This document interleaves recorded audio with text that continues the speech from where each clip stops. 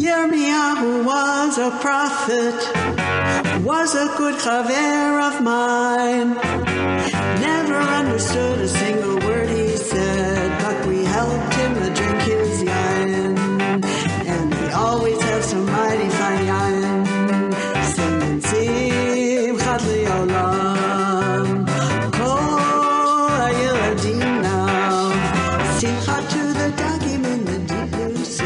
Simchat to you and me. Yeah. Welcome to the Haftorah Plethora video podcast, where we might not bring joy to the world, but we do talk about prophets like Jeremiah, Isaiah, Amos, Zechariah, and even far out psychedelic stoners. Far out psychedelic stoners? Are you kidding? I'm talking about Ezekiel. I mean, that cat had vision, or should I say visions. Zeke was a tripping prophet. You're talking about one of our sacred prophets here. Show a little respect. Rick, I have all the respect in the world for Ezekiel and for our sages for including so much of his prophecy as part of our Haftarah cycle. In fact, we read from the book of Ezekiel on 10 different occasions during the year, but more on that in just a bit. I'm Larry Herman, sipping some very fine wine, which I'm sure our good friend Zeke did just as well, and talking Haftarah with my very good chaver, the king of cannellation, Rick Muller. How you doing, Rick? I'm doing fine, and I have my water. And I was okay until you started dissing one of our great prophets. I meant no disrespect, Rick. In fact, I think that the passages that we read from Ezekiel are some of the most interesting and colorful of all the prophetic readings that we chant as Haftorot. But as far as Ezekiel being an interesting character, I only have to quote from Robert Alter, translator and commentator of the Tanakh, who writes, Ezekiel is surely the strangest of all the prophets. Alter goes on to say that our friend Zeke was given to ecstatic states, paranormal experiences, and even transgressing the borders of sanity. How's that? Ezekiel's visions of chariots, wheels, and bones are all well known in song, prayer, and theology. All true, but it also makes for some very fine Haftorah chanting, which I'm looking forward to doing soon. Yes, it does, and yes, you will. But first, let me give a bit of background. For today's Haftorah, we read from the second half of chapter 37 of Ezekiel. But did you know that we read the first half on the Shabbat of Pesach? I do, and I even know what it's about. It's the famous story of the bones in the valley. Like you said, made famous in song. Ezekiel connected them, dry bones. Now I hear the word of the Lord. Them bones gonna rise again. Not exactly Haftorah trope. Nope. But I don't think it's possible to understand this week's Haftorah without some understanding of what came before. We all know that the bones rise and are reassembled, covered with sinew and flesh, and then filled with breath. But what do the bones represent? Generations past? Not only the generations past, but as Ezekiel quotes God in verse 11, man, these bones are all the house of Israel. They say, our bones are dry and our hope is lost. We have been cut off. And later in verse 14, God says, I will set you on your soil. Okay, but what's this got to do with this week's Haftorah, which begins with verse 15, page 291 in the Eitz Chaim Chumash? Well, it has two things to do with this week's Haftorah. One is the narrative, and the other is a symbol or an image. In terms of narrative, Ezekiel tells us in our reading this week that the only way the people can reach their soil from which they've been exiled, first in the dispersal of the 10 tribes of the kingdom of Israel, the northern tribe, which was conquered by the Assyrians in the 8th century, and then by the defeat and exile of the remaining tribes at the hands of the Babylonians more than a century later, is by coming together as one people. Unity is the theme of this narrative. And the symbol? Well, the symbols in the Valley of the Bones were bones, bones clattering. And this week, the symbols are the sticks or rods on which Ezekiel is instructed to write the names of both kingdoms and then put them together in a single stick. Like the bones coming together to form the individuals who will serve God, here the sticks represent the coming together of the different polities. As we read in verse 22, I will make them a single nation in the land on the hills of Israel, and one king shall be king of them all. Never again shall they be two nations, and never again shall they be divided into two kingdoms. I think that there's a message here for our time, but that's for another time and place. Rick, do you think that you can jump off of that with your trope drash? I noticed that there's an abundance of interesting trope and trope combinations in this week's Haftarah. Yeah, I'll give it a go. So what I wanted to highlight are the Kadmavia's laws today. Verse 17, if you could pull that up on the share screen, sir. All right, just give me one sec. Whoop, not there. The Kadmavia's law at the beginning of verse 17. It looks like two curves facing each other. If you can see my hands, it goes. We're almost there. Kadmavia's law, or the two trope. They're two curves. So here the words will be Vikarav Otam. Okay, the two curves facing each other. Very good. Verse 17. Right, but you see them. There they are. Yes, there they are. And then again, it repeats later on. We'll get to that. But what strikes me about that, what I remember, are the two curves in another piece of Tanakh, in Exodus, in Truma, in chapter 25, verse 20, and it's on page 489 in the Chumash. Porsei chenafayim, in the Torah trope, which is major.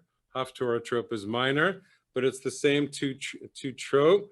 The Kadmavia's law facing each other. Porsei chenafayim, over there, where the two wings of the Keruvim are facing each other. And the English there I really like. The commentary on the bottom of page 489, the verse 20. The Keruvim confront one another, even as a religious person must always be connected to other people and may never turn away from them to be concerned only with God. So in this case, like the priests have to be with the congregation, and they can't be hermits. They have to work together. It's not an onomatopoeia where the word sounds like what it's talking about. I like to coin the phrase, it's a tropomatopoeia, where the trope looks like the words that they're talking about. So I like that a lot. Thank you. So the porsei chenafayim, the two wings, they're touching, they're looking, they're facing each other, and then go back to our Haftorah, the karav otam, the two sticks Ezekiel will bring towards each other. And then on top of that, the next trope, where you have the darga echad, which looks like a Z underneath echad, and then el echad comes back up as the tavir. Let me get in minor again. The karavotam is the kadmavia's la echad el echad. So it's a point counterpoint, yin yang maybe, but it's the same thing, the two sticks, but they have to come together to be strong. They have to unite like the tribes of Israel and the tribes of Judah. So I really liked all that imagery there. That's great. I think I got to work on the screen sharing a bit better. That's okay. We all got something. And then it's going to repeat again in verse 20 when we get there. The two kadmavia's law, the trees, the sticks will come together, and he's going to ride on them. So it's the same kind of trope down there. V'hayu ha'itzim. Yes. And then asher tichtov alehem is the dargat tavir. And again, it's point counterpoint, the two pieces together forming a union. You know, Rick, as you know, I really like the Kadma V'Azla, but I've never told you how much I also like the Darga and the Tavir together. And you really highlighted that those form a pair. And I like the way in which you describe how they visually at least for the Kadma V'Azla, visually sort of piece things together.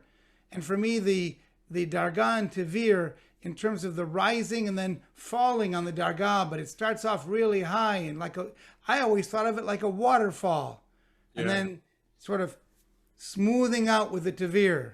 Well, it's the pool at the bottom where the waters go down, but they come back up. I love the fact that you like that. Well, Rick, I think it's time for us to start the chant. Okay. The Haftarah, and I think we're going to divide the Haftarah today into 3 parts. We're going to start off by doing verses 15 through 17, the first 3 verses, where we have the description of the 2 sticks or the rods and what they represent.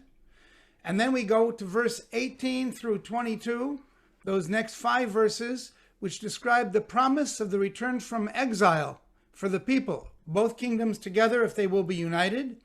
And then we close verses 23 through 28, which describes the new covenant and the sanctuary, the Mikdash, if only the people will return united together in brotherhood, following the way of God.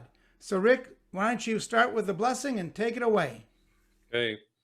Baruch atah Adonai Eloheinu melech haolam, asher kitshanu b'mitzvotav v'tzivanu al la'asok b'divrei Torah. Amen.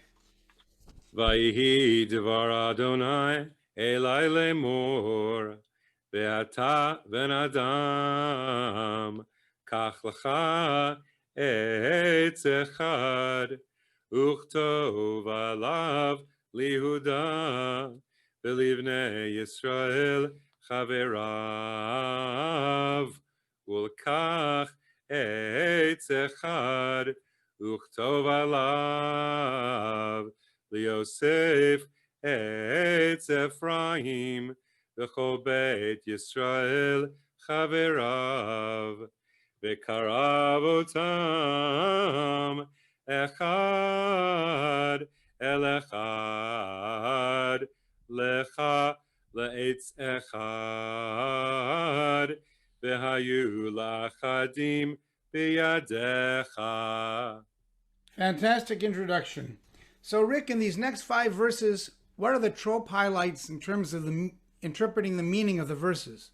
Okay, well, the rarity of the Zarkah and the Segol, it's on our hit list of rare trope. Here, it's announcing God's word. The prophets like to do this a lot with munach, with a revia sometimes.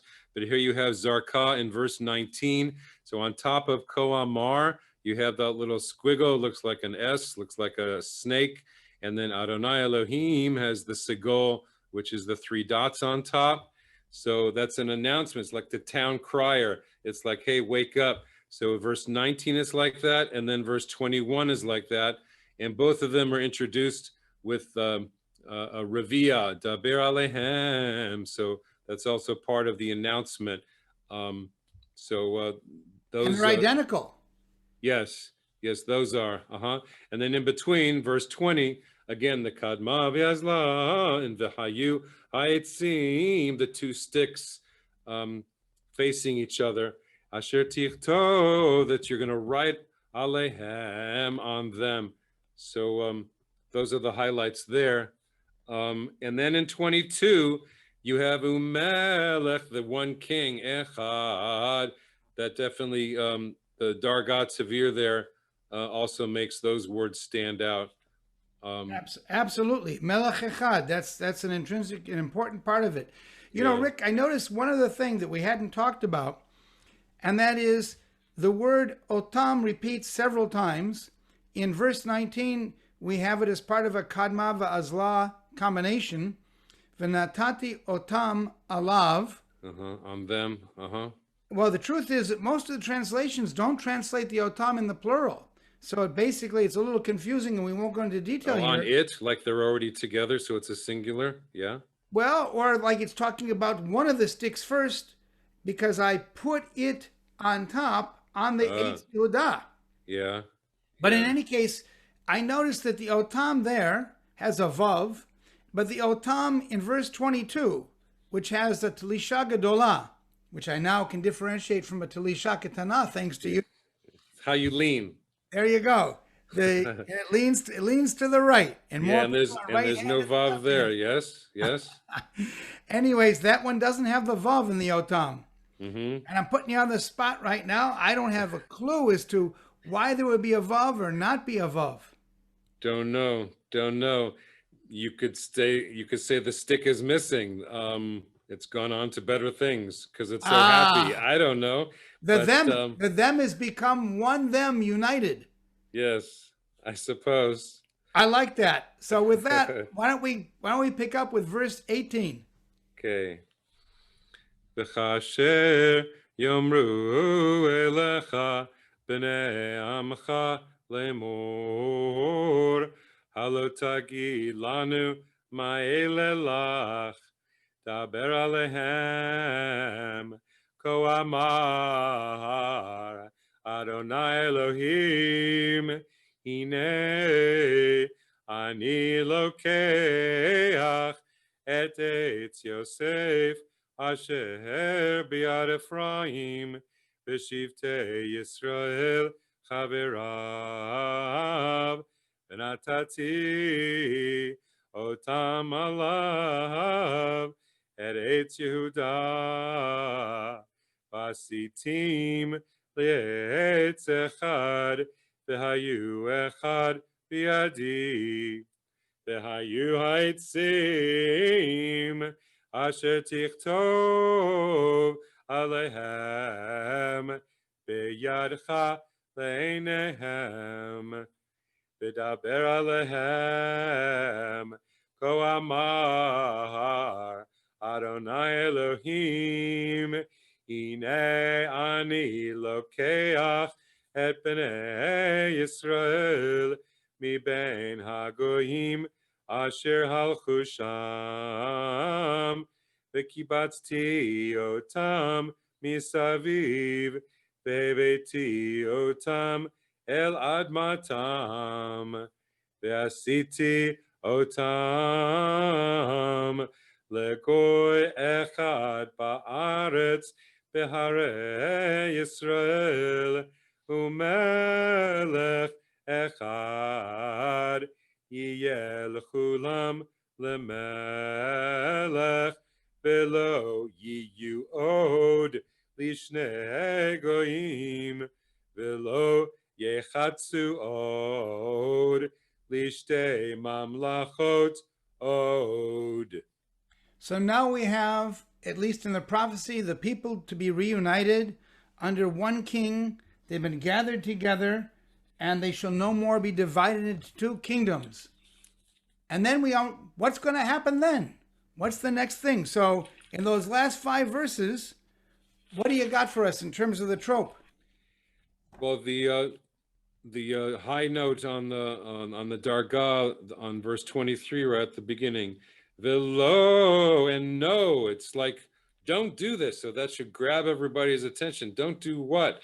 It's like when you say no to a room full of kids. They know they've done something, but they don't know what yet.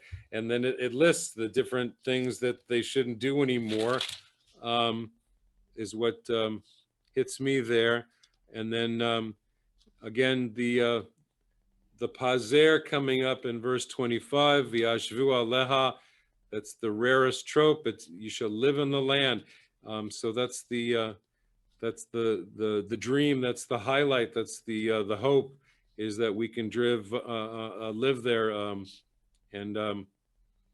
So I could say that about that.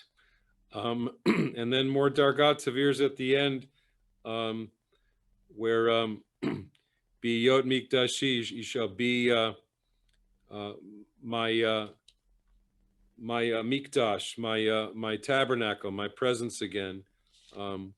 It's all connected like that. So Rick, I understand the v'natati et mikdashi. I'm going to give my sanctuary. I understand the drama of that one, and repeat it again as you said, biyot mikdashi, about the sanctuary. Yes. I'm going to ask you though a question about that combination with the pazer, which basically starts off in the phrase after the etnachta, v'yashvu. In verse 25, yeah. Verse 25, v'yashvu, they will dwell Aleha, that's where the pazer is. Yeah. And then we've got this Tlisha Gdola under Hema. Hema, there. Yeah. Is it they or there? Okay, so that's what I'm Haim is wondering, and I they. guess we need a. Hema is they. I think Towards, so too. I but think it- it's they, but and it's I don't know why towards it's not just. they. It's towards they because of the hey on the end, right? Like Artsah isn't different from Eretz. Artsah means to the land. So Haim is they, Uvnehem and their children. Hema, I would think would be towards them, but that's just a minor point there. But it's But, interesting that word there, and then we get to the children, the children's children. One last note, in way back in verse 23, I'm surprised that you didn't mention it. I know a trope that's one of your favorites is Zakef Gadol on Ve'ani. Yeah, but any I, And the I here is God, right? yes. Well, God's always a highlight. Whoever put the trope there wanted to put Va'ani with the Zakef Gadol, yeah? And so is your chanting always a highlight. So why don't you take us home with the last 5 verses? 23 on. Velo yitamu od begilu lehem uvshikut sehem uvechol pishehem v'hoshati otam, no vav there, mikol moshvotehem asher chatu vahem v'tiharti otam, there's a vav, v'hayuli lehem va'ani eye lahem lelohim. I think sometimes you have a vav and sometimes you don't. V'avdi David melech alehem v'roeh echad yiyeh lechulam uvmishpatai yelechu v'chukotai yishmeru v'yasu otam v'yashvu al haaretz asher natati le'avdi li'Yaakov asher yashvu vach avotechem v'yashvu aleha hema uvnehem uvnei adolam v'David avdi nasi lahem leolam v'charati lahem berit shalom berit olam yiyeh otam untatim v'hirbeti otam v'natati et mikdashi betocham leolam v'haya mishkani alehem v'hayiti lahem lelohim v'hema yiyu li le'am v'yad'u hagoyim ki ani Adonai mekadesh et Yisrael biyot mikdashi betocham leolam. Yasher Koach, beautifully read. Thank you. Beautifully chanted. Yeah. By the way, I noticed another Hema in verse 27. So clearly Hema is another form of Hem. And we'll have to ask one of the rabbis to explain the difference between Hem and Hema there. Yes. But that's all for this week. We wish everybody a Shabbat Shalom, and we hope to see you all next week. Take care. Bye-bye.